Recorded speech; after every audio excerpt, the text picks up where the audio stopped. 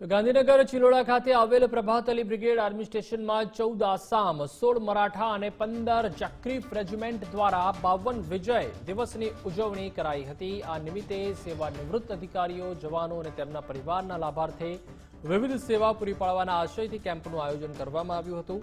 Medical checkup, banking સેવા, સરકારી સેવાઓ અને નિવૃત્તિ પેન્શન તેમજ અલગ અલગ લાભ માટેના વિવિધ પ્લેટફોર્મથી આશરે 1500 જેટલા સેવાનિવૃત્ત અધિકારીઓ, જવાનો અને શહીદ પરિવારોને જરૂરિયાત મુજબ સેવાઓ આપવાનું આયોજન કરાયું હતું।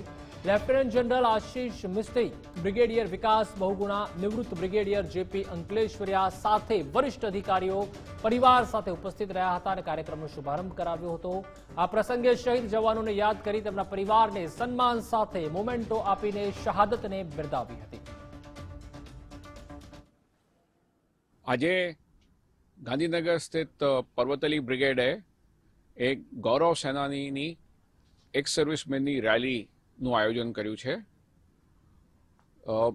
વિજય દિવસની 52મી જયંતિના ઉપલક્ષમાં આ રેલી અહીંયા આયોજન કરી છે ગાંધીનગરમાં, જેમાં પૂરા ગુજરાતમાંથી ગૌરવ સેનાની અને વીર નારી અને વીર માતાઓ આવ્યા છે। વીર સેનાની એ લોકો છે જેમણે આખી એમની જિંદગી દેશની સેવામાં આપી છે અને પછી એ રિટાયર થઈને હવે પોતાના ઘરે ગયા હોય તો કારણ કે એમણે આખી જિંદગી